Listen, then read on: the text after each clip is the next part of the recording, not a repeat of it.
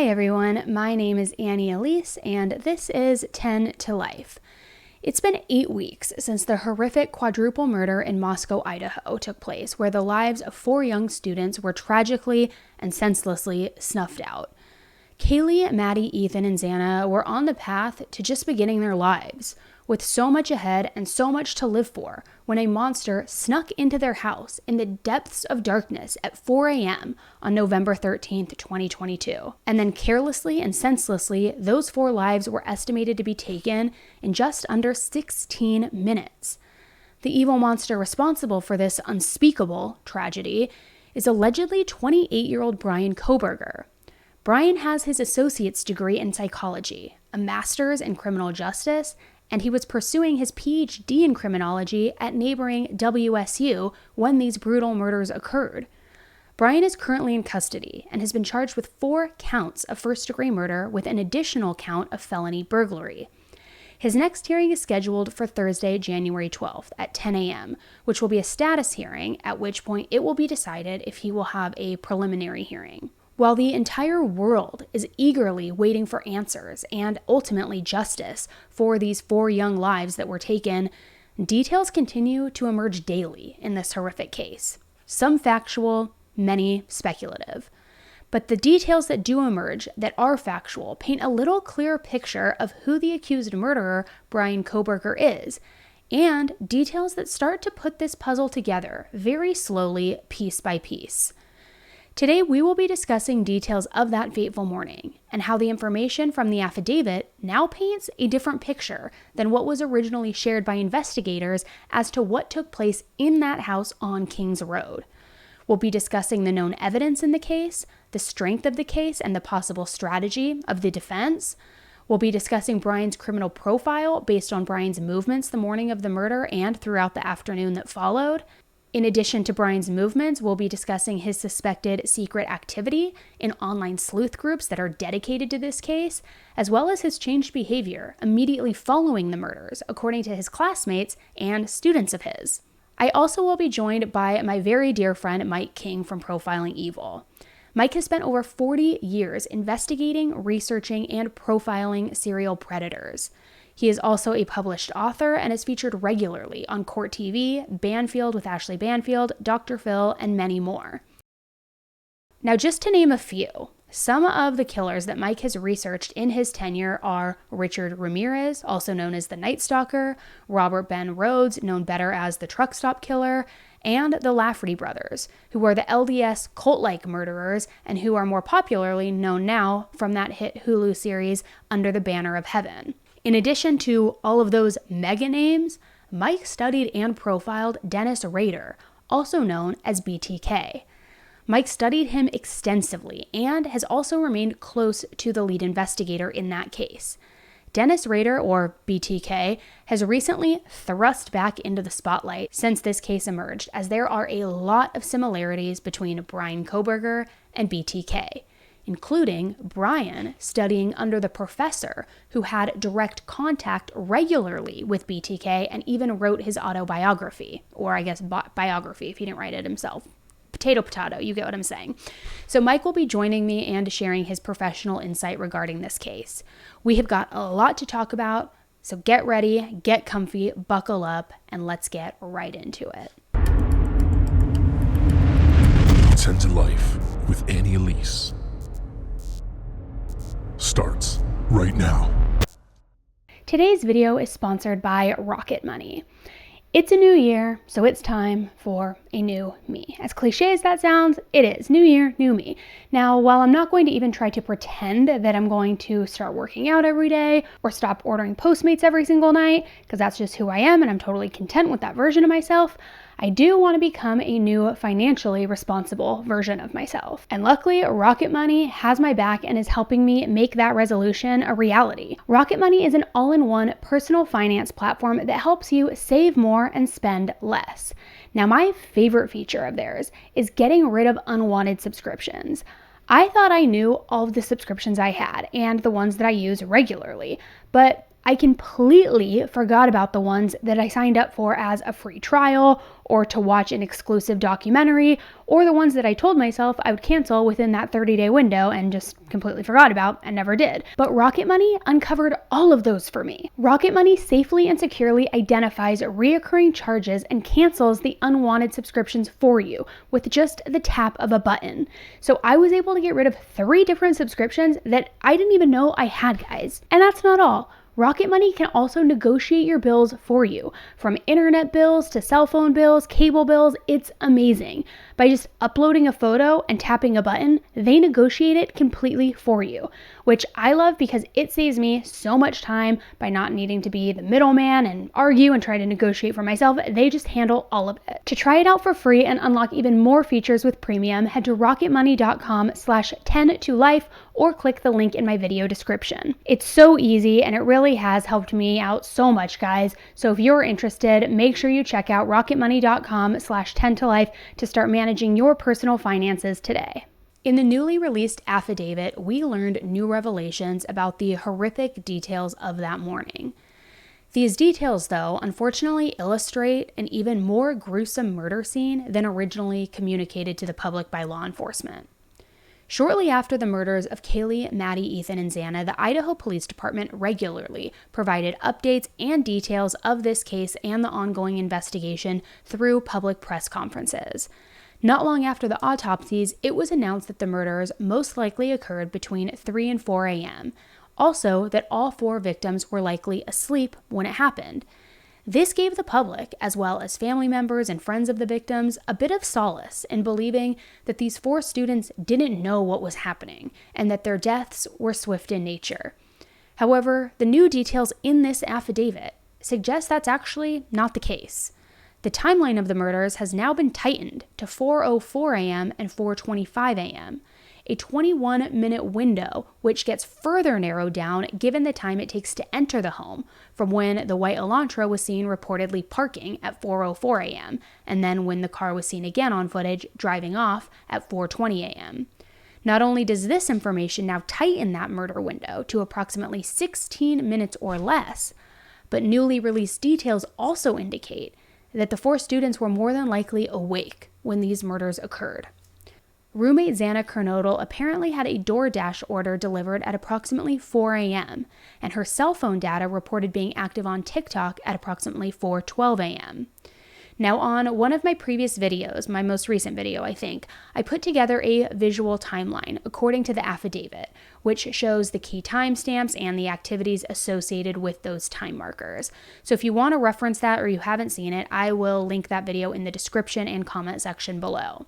But when looking at it, it put Zanna's time of death, or attack, at approximately 4:13 a.m. to 4:17 a.m., which if she was active on TikTok at 4:12 a.m., that means that she was more than likely awake during this brutal attack. We also learned in the affidavit that according to one of the surviving roommates, she allegedly heard Kaylee playing with her dog Murphy upstairs shortly after 4 a.m. The surviving roommate also reported hearing someone she believed to be Kaylee as well, saying someone is here, around that same time that she heard Kaylee playing with her dog Murphy shortly after 4 a.m. Now, Kaylee's dog Murphy was found by police inside Kaylee's bedroom, and Kaylee and Maddie were found deceased inside Maddie's bedroom, together in the same bed. Before the affidavit was released, we knew that Kaylee and Maddie were awake up until at least 2:52 a.m., when Kaylee made her very last phone call to her boyfriend Jack. We also now know because of the affidavit that the white Elantra parked at approximately 4:04 a.m., which would put entry to the home at approximately 4:06 a.m., give or take a minute, however long it takes to walk from the car to the home, because it's believed he parked a little bit off-site from the house. So give it a minute or 2 walking distance and then entry to the home. So this puts him in the home at approximately, again, 4:06 a.m., give or take a minute. And this aligns with the time in which the roommate reported hearing the dog and that comment, "Someone is here." So with Zanna and Ethan estimated to have been murdered between 4:12 a.m. and 4:17 a.m., this puts Kaylee and Maddie's murders around 4:06 to 4:12 a.m. So with that, there are two scenarios here. Either Kaylee and Maddie remained awake after calling Jack for the last time at 2:52 a.m. Then Kaylee was playing with her dog around 4 a.m. and then heard somebody enter the house and said, "Somebody is here," most likely saying that to Maddie, only to then be killed minutes later while awake. Or the second scenario, the two best friends, Kaylee and Maddie, fell asleep after calling Jack at 2:52 a.m. And Bryan, or whoever the killer was, is who the roommate heard playing with the dog Murphy in that room. Not necessarily playing with him, but perhaps shutting the door to Kaylee's room to ensure that Murphy didn't get out or interfere in his plan in any way. Then one of the girls woke up when they either heard somebody come into the home or heard somebody in the room next door closing the door playing with Murphy, prompting one of them to say, "Someone is here." In either scenario, though, the girls would be awake during the murders, which is such a haunting and heartbreaking revelation. Now, we don't know any specifics about Ethan's last movements according to the affidavit, so we can only hope that he was in fact still asleep during this horrific and deadly attack. With that, I want to mention there has been an audio circulating online that is allegedly from a neighboring Ring camera the morning the murders took place. And in this audio, you can hear screaming, yelling, and some suggest you can actually hear Ethan scream out for Zanna. This audio, though, has allegedly been debunked, and apparently it originated from a domestic dispute that is completely unrelated. With that, I want to say we do know that according to the affidavit, there was audio obtained at approximately 4:17 a.m. in which whimpering, a dog barking, and a loud thud can be heard.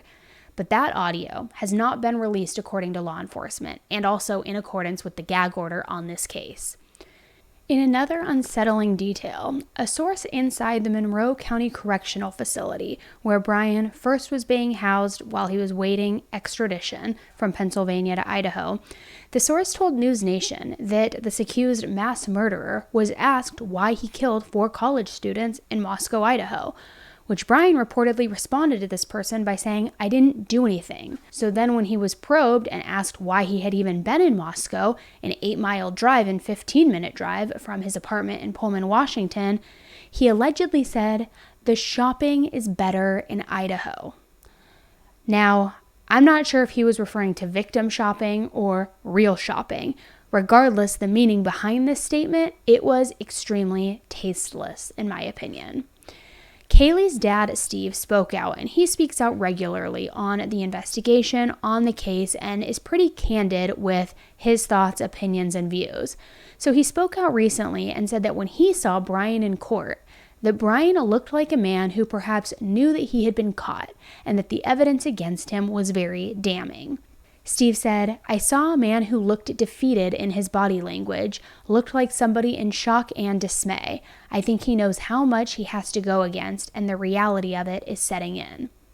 When he was asked if there could be any possible connections between the suspect and the victims, he reiterated that this is a very small area, saying that it's about 9 to 10 miles, and said, "I'd be shocked if these guys didn't cross each other in grocery stores in just everyday life. If he was there for over a year, I'm assuming that he followed them, and he may have figured out what their patterns are.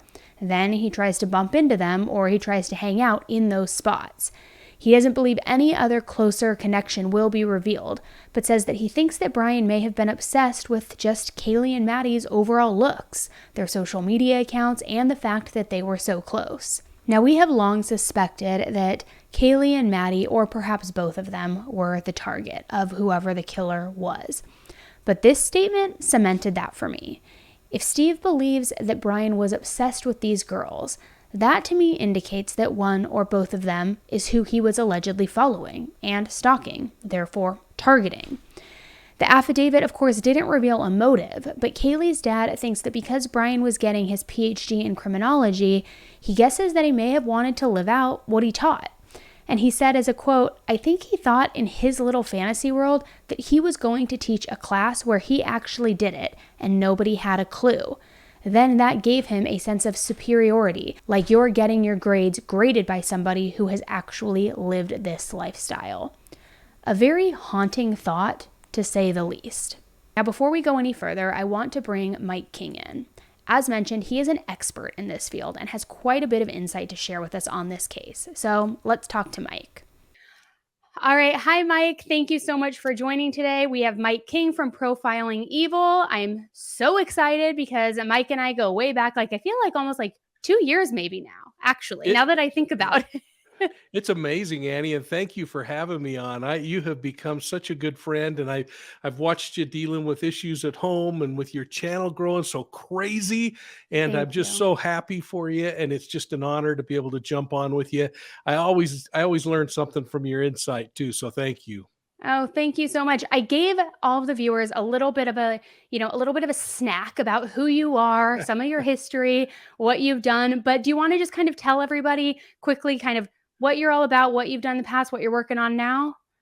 Well, I'm old. That probably is the first thing to start with. But thanks for listening, folks, especially if you're younger.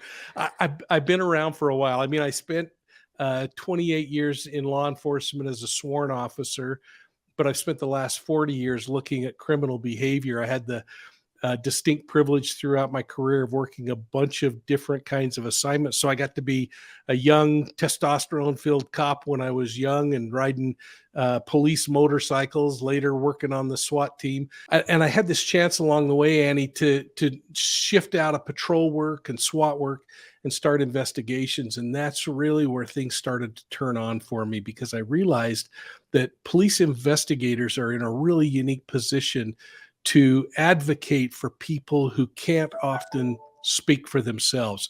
And so that's been a great honor over the years to be able to do that. I was trained in the art and science of criminal profiling by FBI greats like Greg Cooper and John Douglas and others. And I've been able to use that as I've looked at these kinds of criminal cases. And then for the last 16 years, I've been traveling around the world working with law enforcement on all kinds of things, everything from intel and building intelligence centers through to dealing with emergency communication challenges. Well, I have to say, that's why I am so excited that you're joining me tonight, because I have a laundry list of questions that I want to ask you about this case, which I know we're going to be a little bit pressed on time. So I'm hoping you'll come back a second time. I'm hoping you'll I'd just love agree to. to that right now, because I don't think we're going to get through all my questions today. But I definitely want to pick your brain because I know, like, you are the person to go to.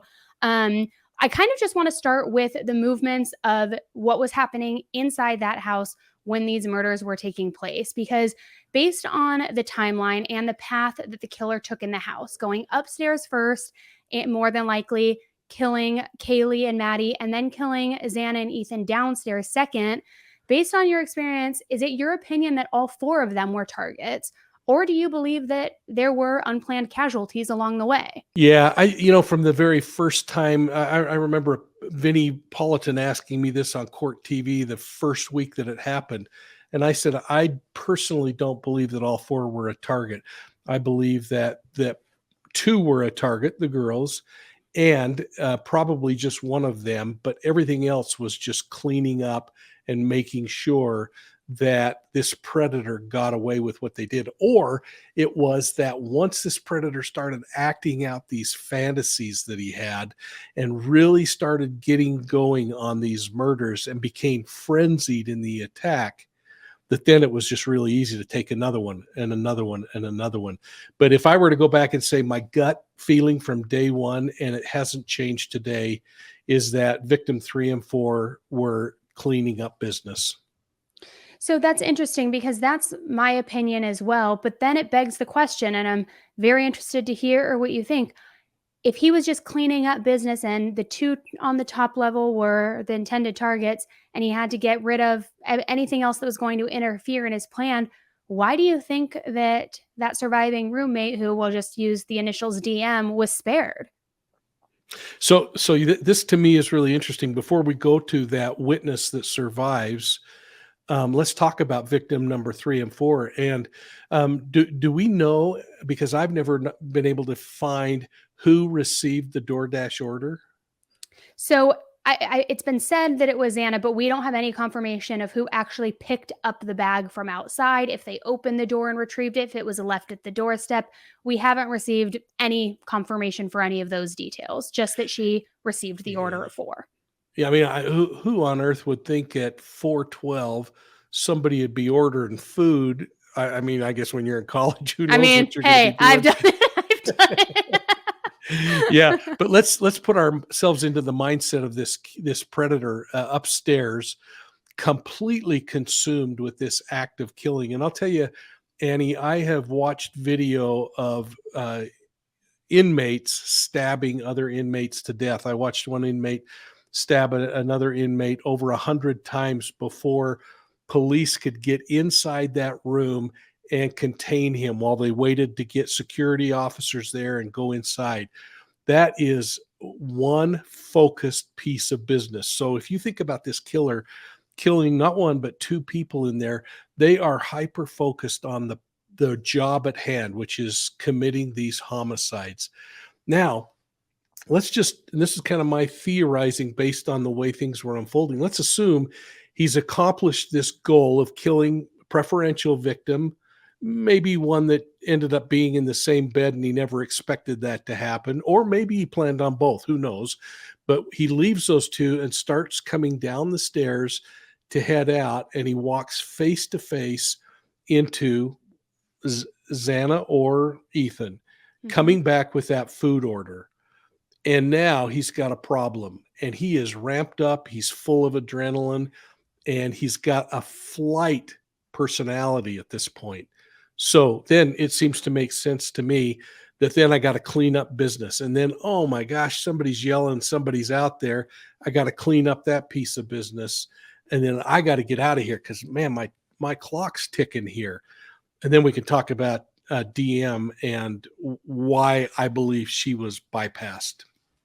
So I agree with you. That was in my last video. I put together a timeline on the screen and I walked through all of the timestamps that we know according to the affidavit. And that was my thought as well, that when he was coming down the stairs, whoever this killer was, that and I believe he ran into Zanna, because I think that with the roommate reporting that she heard what it sounded like Zanna crying and then a male voice saying, "It's okay, I'm going to help you."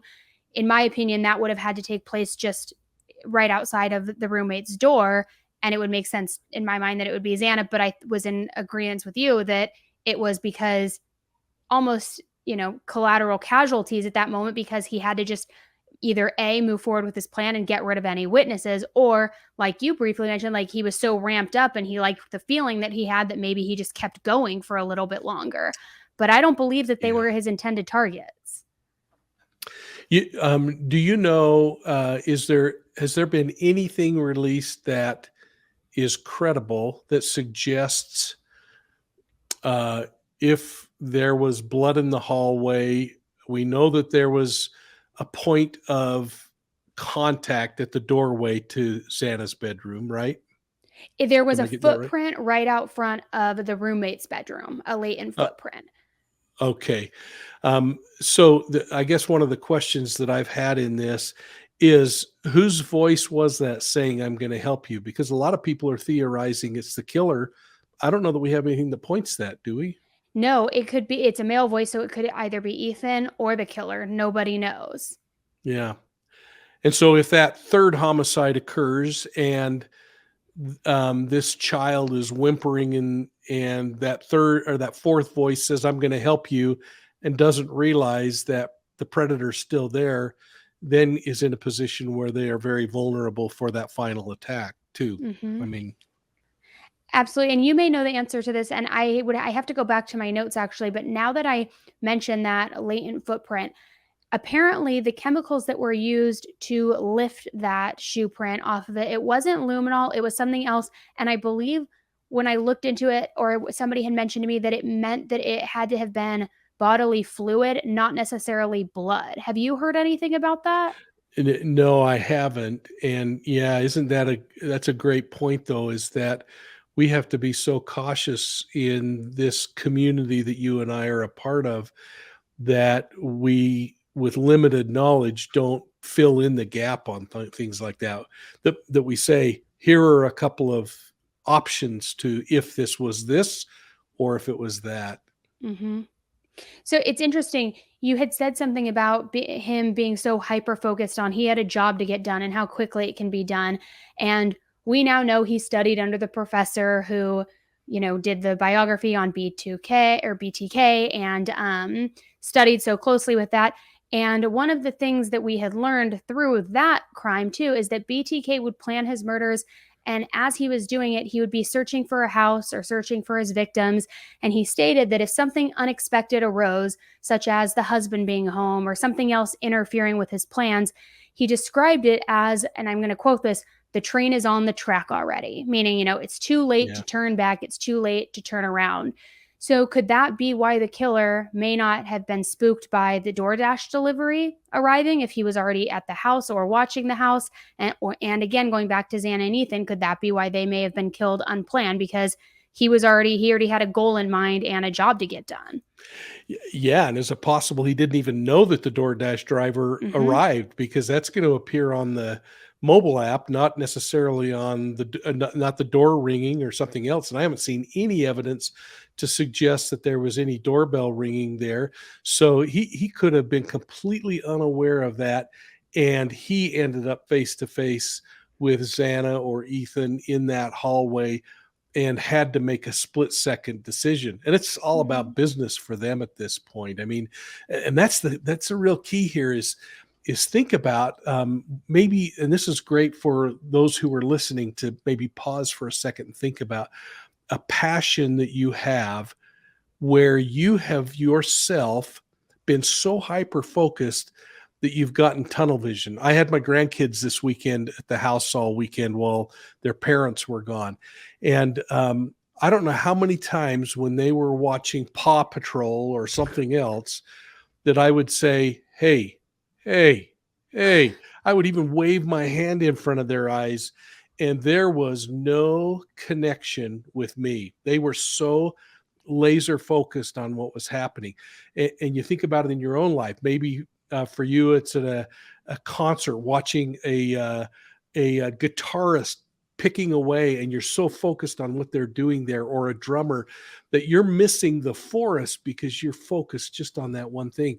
And imagine if you're a predator like this who has been fantasizing about all this power and dominion and control that they're going to have when they're acting out this fantasy. The last thing they're going to be doing is doing the pilot deal, which is scanning the horizon and keeping track of everything going on all at once. They are going to be major hyper focused on what they're doing. Well, that I think kind of answers the previous question then, in a sense. But you tell me, do you think that that's why the roommate may have been spared, because he had such tunnel vision to either exit the house and just look at that sliding door to leave, that he maybe didn't even see her in his line of sight, or that he had already done what he came there to do and he was just he had a timeline, he had to get out, and he just booked it? Yeah, he's already overtime, right? Yeah. If he had to pick up a couple of extra victims, he's already on the clock longer than he wanted to be.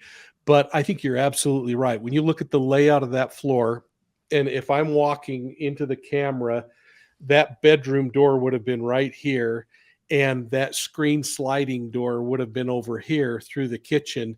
We don't know what the lighting was like in that hallway. We don't know what it was like outside, but ambient light outdoors is going to make that little room where the sliding glass door is a little lighter. It's natural to draw your attention to where you're going. In fact, it's one of the things that I remember as a young motor officer riding police motorcycles. They always taught you, look where you're going to go, because if you think you're going to crash and you look down at the ground, that's exactly where you're going to end up. These predators are no different. They're looking at where they're going to go. And if she'd only opened that door just a little bit, peeked out, and what seemed to her like I'm exposed and I'm frozen could have been just a big old black slate to him as he was making that turn and heading out the door. Mm-hmm. That's a great point, which now that I have to ask the question, and we don't have to spend too much time on it, but I do want to get your insight. We now know that roommate allegedly saw this killer walking towards her, or what she thought was walking towards her, and she reports that she stood there in a shocked, frozen state before then locking herself inside her room. I'm sure you've seen that she is receiving just a ton of unfortunate backlash online for her response to seeing this killer and then locking herself in her room and not calling 911. What's your response? How do you explain, based on your experience, her not calling 911 right away? Yeah, I think we have this natural tendency to assume that if we wouldn't do something, nobody else should. And we think to ourselves, well, I'd never freak out. I'd never close. I'd be calling 911. And just because we might do it, we then end up projecting our own value system, our own decision-making process, our own ability to handle stress on other people. And I think it's absolutely inappropriate of the folks that have been going after this young woman, because we don't know anything. All we know is this little bit of information that they said she stood frozen and he walked by her. Again, we don't know if she was hidden in the dark. We don't know if she was involved in narcotics and didn't want anybody to come in and find her drugs. We didn't know if she was absolutely 100% healthy. We've heard things about maybe what her physical condition was or other kinds of things. But again, I have not heard a solid government officials say, here's where she was. What I have heard is some really, really impressive psychologists who have said, okay, you can have fear trauma, but it doesn't last 8 hours. Well, I don't know how long it lasts. All I know is, in my experience looking and talking to victims of crime, some take months. And I used this on my channel the other night, Annie, and I got kind of beat up by a lot of folks about it. But I reflected back on Catherine, Elizabeth Smart's sister, when Elizabeth was abducted, and she couldn't give a description of Emmanuel, this offender, Brian Mitchell, for months. And then one day it all slipped, it all clicked, and she was able to say, this is who it was. But she went for months without being able to do that. Now, people have said, well, that's just a child. I could care less how old they are. If they have an emotional snap, I'm certainly not in a position to judge why it takes so long. I agree with you. It's very interesting you say that, because I literally brought up the Elizabeth Smart situation about that on my last video and said the same thing. I was like, her sister, who was in the room, didn't say anything for so long. And because if your brain is putting up a mental block from something, who knows when that wall is going to come down? None of us do. And none of us knows how we would each react in that same situation either. I agree. You are right. And I'll tell you what, and then you start adding the pressure. And I'll tell you, I was sitting in the Capitol when that was reported, in my office at the Capitol, about 2 miles from where that happened. And every single day I was in meetings where those items were being discussed, things were being discussed. I had Ed Smart calling me personally saying, can you please profile this case and look at it? And all of the dynamics that were going on there that were preventing some things from happening. And it's the same thing I try to do now, and that is say, I'm not the one in the saddle. That local police department is the one with the information and the extra bit of evidence that might explain all of that perfectly. So for me to go theorizing when I don't have all the facts would be really reckless. So speaking of profiles, if you were to put together a profile for this killer, Bryan aside, but just based on the nature of the crime, the killer apparently not being concerned about getting caught by potential screams, knowing that it's a party house, which they certainly did if, they had been staking it out, and then the timeline of the murders, what kind of profile would you put together? What type of person would you characterize them to be? Boy, I'll tell you, you are so good at saving the best for last and pushing me into a corner. I remember one of the first lessons I had. I was sitting in a training class, and I believe it doesn't matter who was teaching. I think it was Greg Cooper teaching the class. We were in Quantico, Virginia, at the FBI Academy, and he was teaching this process of what is a profiler's first and foremost responsibility.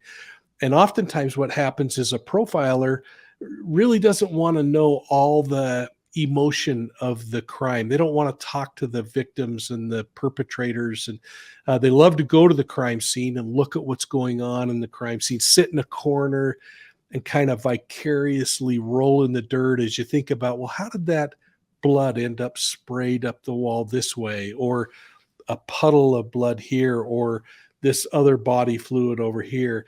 And then the profiler uses that to start to piece together, with all the other evidence that's coming in, different things that would suggest what's the thing that motivates this offender. So I'm going to start there, if you don't mind. We'll just kind of step back and say, what was it that motivates this offender? And whether you know who this alleged perpetrator is that's now facing court and his background in criminal justice, or whether you don't, you know that this predator went in and it was a vicious, savaged, and focused attack.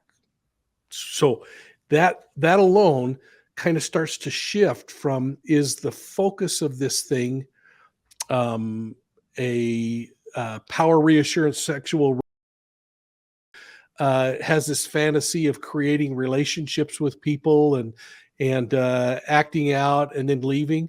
Well, that person would never walk in and commit something vicious like this right out of the chute without anything else happening. In fact, that person would never commit that kind of a anyway. You'd have to get into the anger retaliatory rapist or something else. So as you look at it, you start to say, what is the evidence teaching us? Teaches us that there was fantasy and planning that went into play. And then we start adding the evidence that we're seeing, like the cellular phone tracking.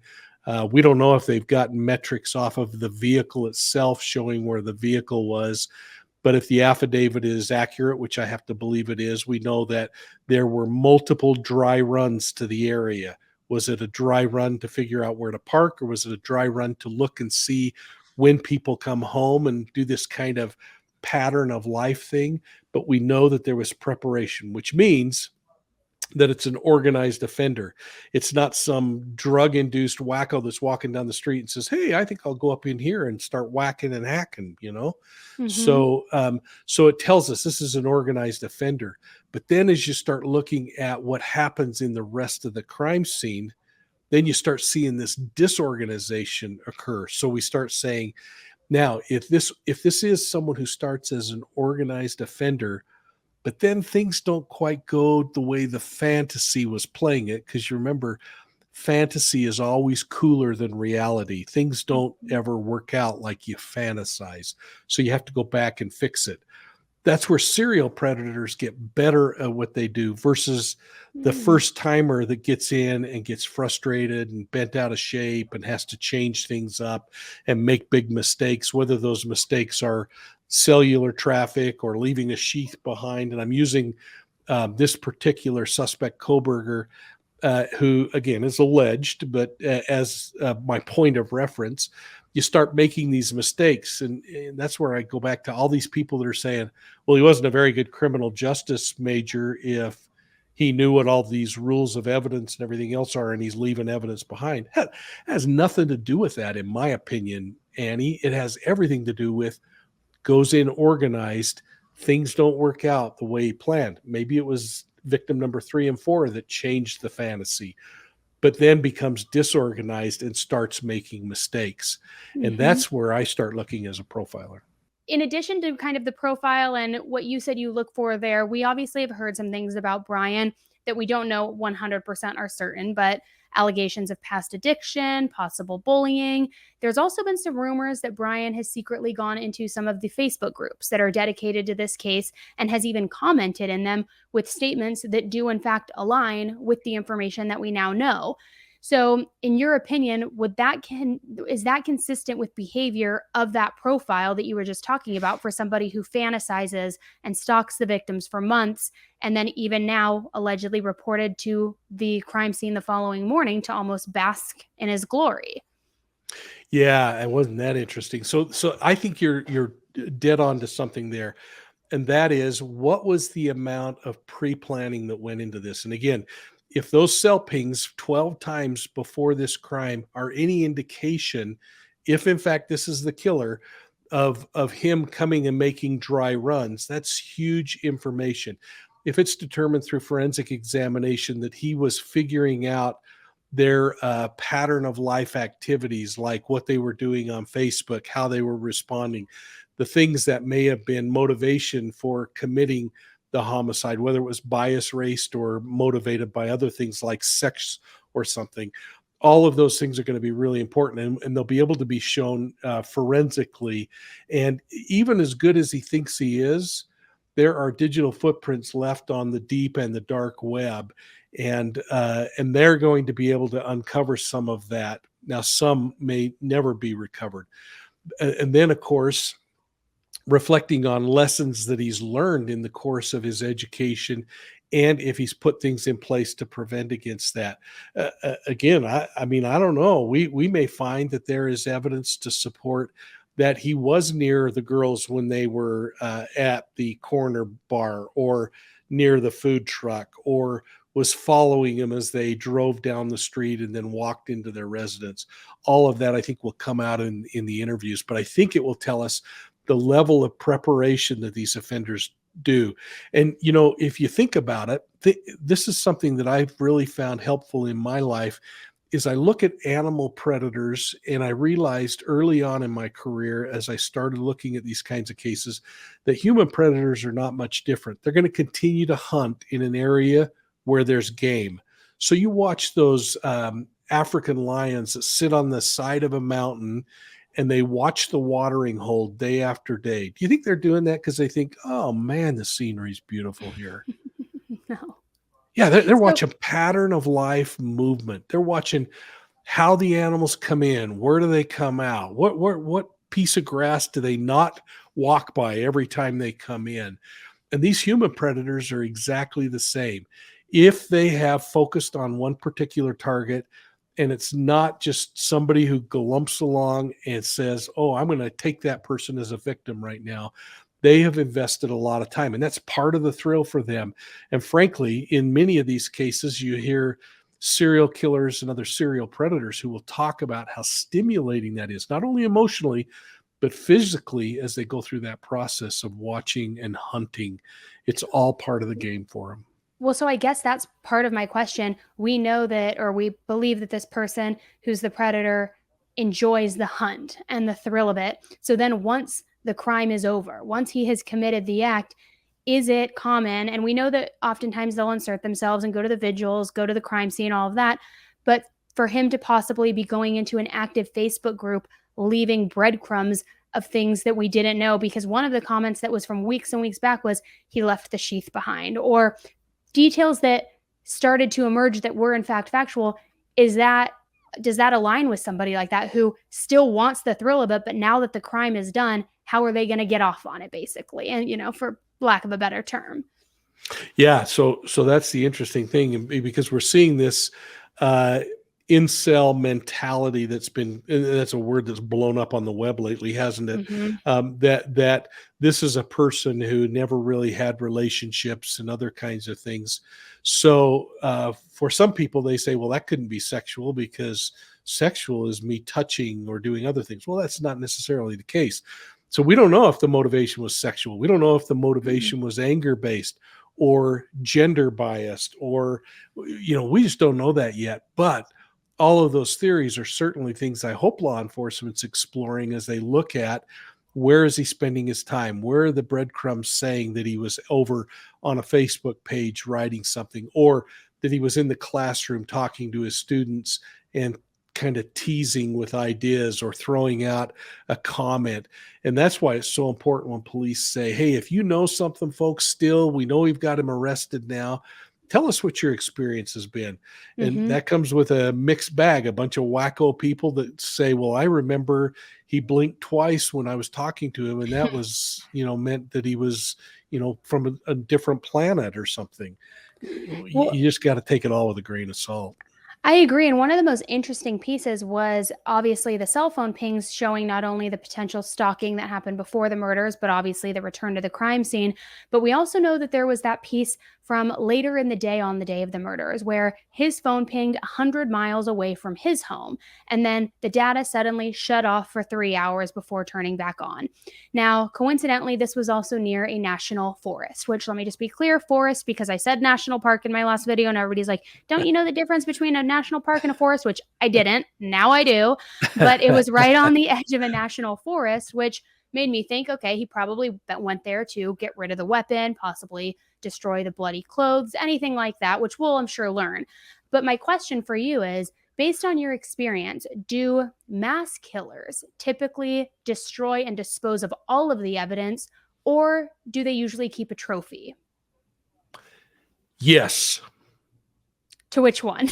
Both. So that, I mean, that's really the cool thing about this, isn't it? Is when we first started talking about this process of, we talked about like modus operandi, the things that a offender does that they have to do in order to be successful. Then you talk about signature things, which are those goofy things that, like Richard Ramirez drawing a pentagram on the wall, something that just in their psyche says, I gotta make sure I'm like a dog on a fire hydrant. I'm going to let you know it was me. And then you get further down the trail and you start talking about things like trophies. Some people, they will hold on to a physical object. Others, that trophy might be the news media, or driving back the next day, or the trophy might be all right here, depending on the psyche of the individual. So it really is something where we can't say, again, just like those people that said, I'd never let a killer walk past me and not report to the police that it happened. Just because you wouldn't doesn't mean somebody else does. Just because one offender likes to keep things doesn't mean that a different one doesn't say, I don't need to keep anything to remember it. And so I often would do a little study a little experiment when I was teaching a profiling class. I'd ask somebody in the audience if they were a hunter, a big game hunter. And there's always some testosterone-filled guy in the room that will raise his hand. And I'd say, so let's talk about that. What do you like to hunt? And they tell you, and you could kind of see them animate as they talk about, oh, I like mule deer because mule deer have bigger horns and they're beefier and they weigh more, and you can see them start to get animated as they're talking. And you're probably thinking of people right now that fit this right here, and hopefully everybody out there is. And then I'd say, and do you like to hunt them with a bow and arrow, or do you like to hunt with a weapon, a gun? And if they said, oh, I like a gun, then we'd say, but what kind of gun do you use? I mean, do you use a bolt action, or do you use one that's a lever, or or do you use a single shot? And as you go through this process, you can see them reliving the fantasy that they've always had. And you can see them reliving the experiences. Then you say, tell me about the last conquest you had. And, a lot of hunters get mad at me and they say, don't you challenge me and say I'm a serial killer because I like hunting deer or something. And I'm not saying that. I grew up hunting, so maybe I speak from experience, but we're all that same way. Maybe for you, Annie, it is that it's finding that one piece of art that you haven't been able to find. That's your trophy. And you can talk as animated as I am about hunting right now, about art. Doesn't matter. That's the beauty of these things. So we got to say, hey, let's not say, oh, all you got to do is look for a trophy, because the trophy might be here. Well, I guess that kind of leads us perfectly into my next question. I know we're going to be tight on time here, so we'll squeeze this in and maybe one more. But a lot of these criminals we've seen in past cases like to relive what they did. They like to see the photographs. They like to put themselves back at the crime scene. So based on your opinion, or I should say based on your experience with dealing with, criminals like this in the past, do you believe that this case will go to trial, or do you think that he would be more likely to take a plea deal? And I'm only wondering because would he rather opt for the trial so that he can make sure everybody hears about his handiwork, and so he gets to everybody to, soak up all of that? I guess that's the best way to describe it. So I'm going to answer this in my traditional weird way, because you've gotten used to me just being weird, right? And always answering things in a bizarre way. Number one, can you imagine what this guy's thesis is going to look like when he ever gets his PhD from prison, if he's convicted? Oh my God. I have not thought about that. No. Yeah. I mean, think about what that paper is. And to somebody who is an academic and saying, I want to be a professor and I've been studying serial killers, I'll tell you what, that's a paper I want to see. Now, I sat with Richard Ramirez, the Night Stalker. I talked to Robert Ben Rhodes, the truck stop killer. I worked the BTK case that's kind of come up again, not as an investigator during that, but the investigator who managed that case, Lieutenant Kenny Landwehr, and I talked about that case probably once every quarter for 10 years. I taught it in the colleges and went through and explored those. I've come to kind of understand these wackos. And so the idea is that as we look at these kinds of cases and we look at whether it's going to go to trial, heck, I don't know, but I want to read the paper. And then here's my 2 thoughts on the trial. And I'm sorry, I got a little off base.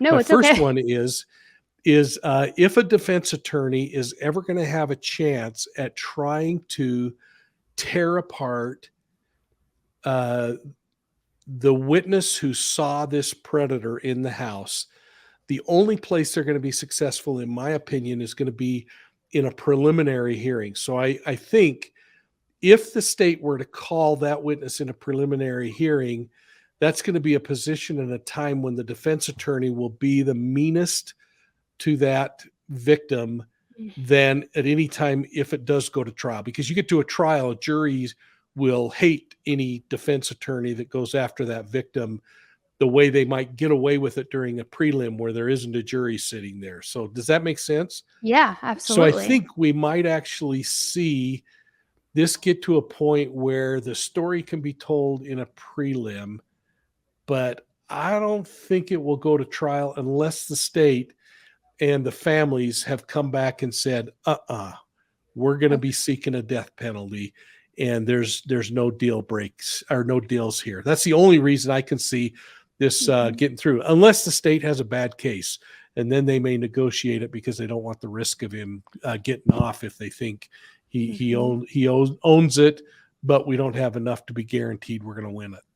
Well, and that's interesting because, and we don't have to talk too much about this, but Kaylee's dad recently did an interview saying that in his opinion, he only will believe that justice has been served if Bryan gets, or the killer, but allegedly Bryan gets the death penalty, that life in prison will not suffice. So it's interesting to hear that. I know you're short for time, so I appreciate you so much taking the time to join me. We definitely are going to do a follow-up, and I'm going to hold you to that because I got it on video now. You committed to it because I've got more questions, and I know people are going to load up the chat with questions too. So definitely anytime. But the responsibility you have now is you have to come back on with me, because every time you're on, people just love that. And sadly, we don't do it enough. So thanks. I know, Annie. we need to make more of an effort to do that together because I always love hearing your thoughts and chatting with you. It's great. So thank you so much again for taking the time. And everybody, make sure that you subscribe to Mike King over at Profiling Evil. I will link it in the description. His channel is the best, and he's always hopping around to Banfield, Court TV. He's like an expert. So go do yourself a favor and subscribe. All right. Thank you so much, Mike. I appreciate it. Goodbye. All right. Bye. All right, guys, lots of great information shared by Mike today, and so much more that I'm sure will continue to emerge in the days leading up to the status hearing on Thursday, January 12th. I'm going to continue to cover this case very closely, and we'll have more experts on here to join me. And so if you want to make sure that you don't miss any of those videos, make sure you subscribe to this channel by pressing that little red subscribe button right now. And if you already are subscribed, make sure you turn the bell on so that you'll get notified as soon as those new videos get posted. Like I said, I'm going to have some more experts on as we go, and I probably will have Mike on here again as well. So if you also have questions that you want to ask them, leave them in the comment section below so I can refer back to this section for those conversations with those experts. And of course, as always, for faster updates when I'm not able to jump on YouTube, but just want to give you quick updates in the case, I'm always posting on my Instagram @_Annie Elise. So make sure you're following along there if you're not already. Also, keep watching through the very end of this video if you want to see a little bit of a kind of behind the scenes, a sneak peek, not blooper reel, but behind the scenes conversation between Mike and I about this case, where we just talk a little bit more casually about our thoughts and what's going on. I didn't include it in the interview portion of this video, but I just figured I would include it here. It's just a little snippet of the casual conversation that we have on the sidelines. All right, guys, thanks for taking the time to listen with me today. I know that these details and this case just gets crazier by the day, so I'm going to keep you guys updated as we continue to watch this closely. As always, please continue to keep the victims' families, friends, loved ones in your thoughts and prayers, as the details of what truly took place in this horrific murder and tragedy are just beginning to unfold. So please just keep them in your thoughts and prayers. All right, guys, thanks again, and until the next one, stay safe. Bye.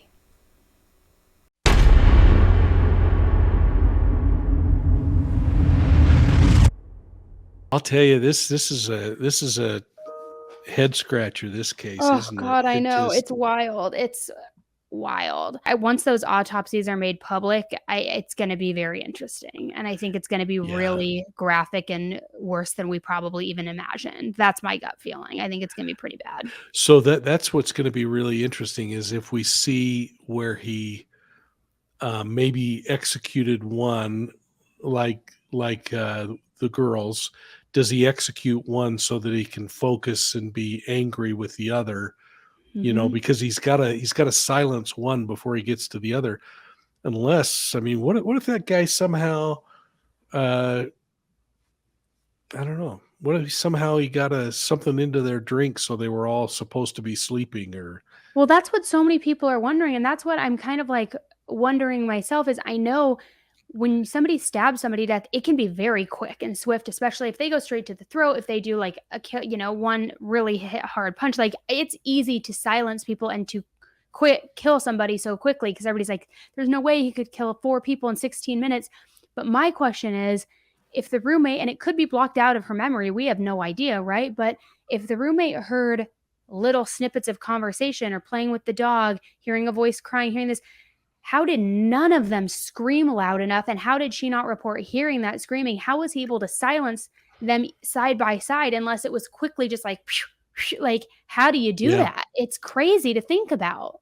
yeah. If you, I mean, I bet we'll see that they had a pillow or something over their face so that they were muffled, and that he then did it. But he's got to execute one first to Mm-hmm. get to the other with Kaylee and what's her name in the bed, Maddie. but Yeah, Maddie, yeah. I But know. I do wonder if he spent more time uh, with them and the others were just business. Well, and we had been hearing from the start that this appears to be targeted, and Kaylee's dad said one of them, which we don't know who, one of their injuries was significantly worse than the other. So, in which it could be either the targeted person's injuries were more significant, or the person who got in the way of his time with her was more significant because he was angry with them. For Or the killer is getting more tired, and yeah, because you see that in wounds too, which is kind of interesting. And you think about it, when you have all your strength, and if you were to just practice on your pillow at home or something, you can make really clean movements up and down like you're stabbing. Now you start getting fatigued, and all of a sudden you start boom, and I don't have the strength to pull out that mm-hmm. knife, but I might jerk it Oh, sideways or something like that. And so that's why I always kind of just think we get so wrapped around the axles on things because our mind says this is how it would be. Well, we don't know how it would be because we weren't there. But yeah. once they start showing, like if we could look at the crime scene pictures, then it would be really easy to start putting it together. But anyway, Totally. Yeah, I think pretty I'm sad nervous for stuff. when those autopsies come out. It's really sad. This whole it's just so scary and just so sad. It's oh God, it's